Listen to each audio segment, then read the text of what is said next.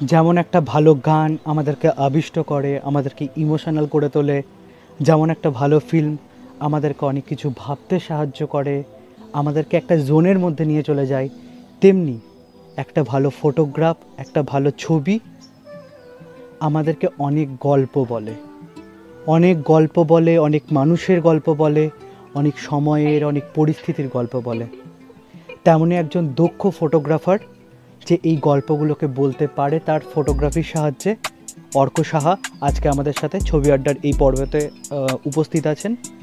তার কাছ থেকে আমরা শিখে নেব যে একটা ফটোগ্রাফ, একটা ছবি কিভাবে গল্প বলতে পারে, তার খুঁটিনাটি সমস্ত ডিটেলস, তার ফটোগ্রাফির নলেজ, এতদিনের এক্সপিরিয়েন্স, সমস্ত কিছু আজকে আমরা তার কাছ থেকে জেনে নেব। তো চলুন শুরু করা যাক। ছবিওয়ালার এই নতুন পর্বটাতে তোমাকে অনেক অনেক অনেক স্বাগত অর্কদা। তোমার কাছে আমার প্রথম যে প্রশ্নটা থাকবে সেটা হলো, তুমি কোন ডিভাইস ইউজ করো এবং তোমার ছবি তোলার টেকনিক সম্বন্ধে আমাদেরকে কিছু বলো। নমস্কার, আমার নাম অর্ক সাহা। আমি ছবি তুলতে ভালোবাসি। বিগত 6 বছর আগে আমি আমার প্রথম ডিএসএলআর ক্যামেরা নিকন D7000 সেটিকে পারচেস করি, আর এখনো পর্যন্ত সেটি আমার সাথ দিয়ে যাচ্ছে। মানুষ এবং মানুষের প্রতিদিনের জীবন সংগ্রাম, এই পোর্শনটি আমার ফটোগ্রাফির একটি গুরুত্বপূর্ণ অংশ। সভ্য জাতি প্রতিদিন নিজের জীবনের প্রতি পদক্ষেপে নিজেকে সভ্য প্রমাণ করার জন্য যে পরিমাণে চেষ্টা করে যাচ্ছে, তারই ক্ষুদ্রতম কিছু অংশ আমি আমার ক্যানভাসে তুলে ধরার চেষ্টা করি। হ্যাঁ, আমার ফটোগ্রাফি 2D ক্যানভাস। সেই ক্ষেত্রে ক্যানভাসের প্রত্যেকটি এলিমেন্টই আমার কাছে খুবই গুরুত্বপূর্ণ। এই এলিমেন্টগুলোকে ঠিকমতো সাজিয়ে গুছিয়ে নেওয়াটাই চেষ্টা করি আমি প্রত্যেকদিন।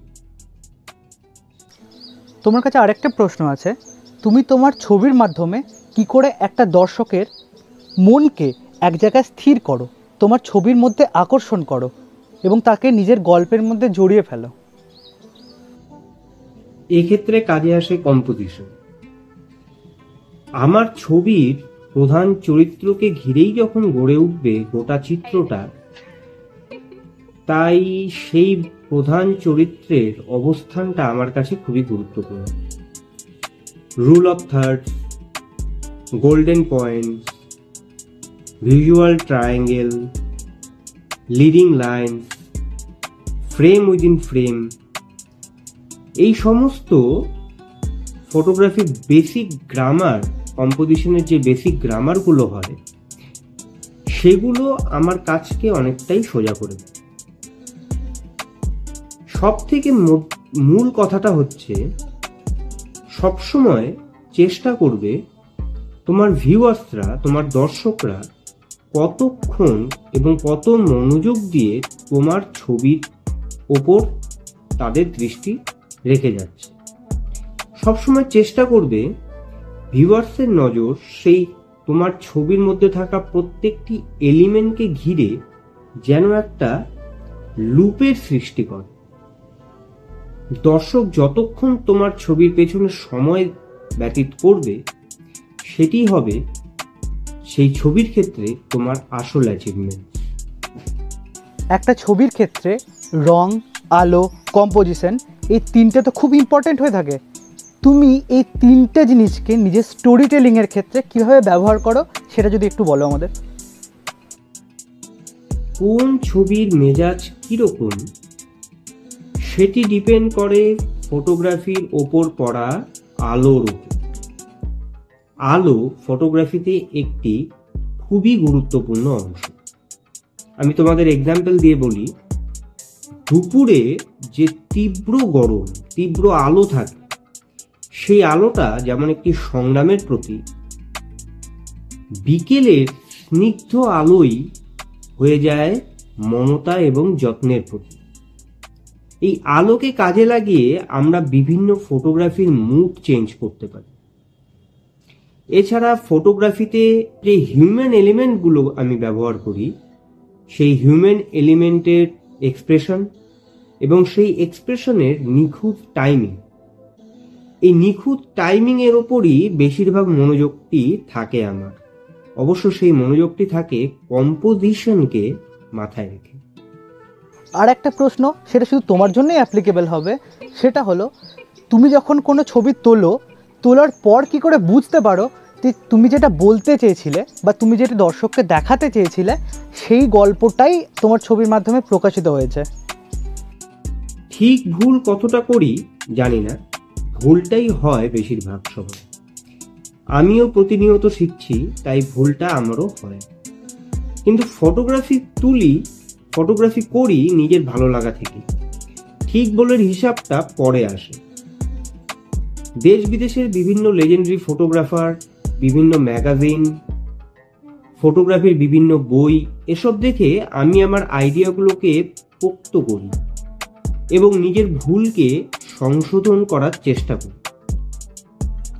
ফটোগ্রাফির বেসিক গ্রামারগুলো যেগুলো তোমাদের আমি আগে বললাম, সেগুলোকে মাথায় রেখেই ফটোগ্রাফি করি। কিছু ক্ষেত্রে সেই গ্রামারগুলোকে আমার ভাঙতেও হয়। সেটি আবার নিয়ম ভাঙার খেলা। নিয়ম না জেনে নিয়ম ভাঙা যায়, তাই আমাদের সবার প্রথমে নিয়মগুলিকে জানতে হবে। নিয়ম জানলে নিয়ম ভাঙা যায়। আর একটা প্রশ্ন, একজন ফটোগ্রাফার নিজের ফটোগ্রাফির মাধ্যমে নিজের থট প্রসেস, নিজের দৃষ্টিভঙ্গি, নিজের আশেপাশের মানুষদের, নিজের আশেপাশের পরিবেশকে দেখার দৃষ্টিভঙ্গিটা কিভাবে নিজের ফটোগ্রাফির মাধ্যমে এবং কতটা সে তুলে ধরতে পারে? বিভিন্ন ধরনের ছবি বিভিন্ন ধরনের সাবজেক্টকে বেস করেই গড়ে ওঠে। সেই সাবজেক্ট হিসেবেই ছবি প্রকাশ করে, যে কোন ছবি কোন জনরাতে যাবে, কোন ছবি কি প্রকাশ করবে। আমার স্টোরি টেলিং এই সেগমেন্টে ফোরগ্রাউন্ড, মিডগ্রাউন্ড এবং ব্যাকগ্রাউন্ড তিনটি সমান অর্থপূর্ণ, তিনটি সমান গুরুত্বপূর্ণ। যেহেতু ফটোগ্রাফি একটি আর্ট, তাই প্রতিটি আর্ট ফর্মের মতো এরও অদ্ভুত ক্ষমতা। কলমের জোরে যেমন দুনিয়া হেলে যায়, ফটোগ্রাফির জোরেও দুনিয়া হেলে যাচ্ছে। আমরা আমাদের নিজের মনের ভাবের অনেকটা অংশই প্রকাশ করতে পারি শিল্প তথা ফটোগ্রাফির মাধ্যমে। সবশেষে তোমাদের একটাই কথা বলবো, সমস্ত নিয়ম বিধিকে পাশে রেখে ছবি তোলো, যা মনে আসে তাই তোলো। একদিন দেখবে নিজে থেকেই বুঝতে পারছো কি তুলবে আর কিভাবে তুলবে। তাই শুধু নিজের মনের কথা শোনো এবং ছবি তুলে যাও। তোমার কাছে খুব ইম্পর্টেন্ট এবং একটা শেষ কোয়েশ্চেন থাকবে, যে একটা ফটোগ্রাফ যখন আমরা পোস্ট করি, ইনস্টাগ্রাম বলো, ফেসবুকে বলো, তখন ক্যাপশন কতটা ইম্পর্টেন্ট হয় এবং তুমি ক্যাপশন লেখার সময় কি জিনিস মাথায় রাখো? সব থেকে ফটোগ্রাফির শেষ পার্টটায় চলে আসে ক্যাপশন। ক্যাপশন হতে হবে ছোট কিন্তু অর্থযুক্ত। এই ক্যাপশন তোমার ভিউয়ার্সকে তুমি তোমার ছবিটি কোন দৃষ্টিভঙ্গিতে দেখেছো তার পিন পয়েন্টের অনেকটাই কাছাকাছি পৌঁছে দিতে পারবে। তাই ক্যাপশনটা সমগ্র ছবির একটি সামারি, সেটিকে একটু চিন্তা ভাবনা করেই দেওয়া উচিত। তোমাকে অনেক অনেক অনেক ধন্যবাদ দাদা, আমাদের এই চ্যানেলে এসে আমাদের দর্শকদের সাথে, আমার সাথে এত বছরের তোমার এক্সপিরিয়েন্সটা শেয়ার করার জন্য, এবং তোমাকে আবার আমাদের চ্যানেলে চাই। তোমাদের অসংখ্য ধন্যবাদ আমার সঙ্গে এতটা সময় কাটানোর জন্য। আমি বিশেষভাবে ধন্যবাদ দিতে চাই দীপাঞ্জনকে। সে আমাকে এই যোগ্য মনে করেছে, তার জন্য আমি বিশেষভাবে আপ্লুত। ধন্যবাদ।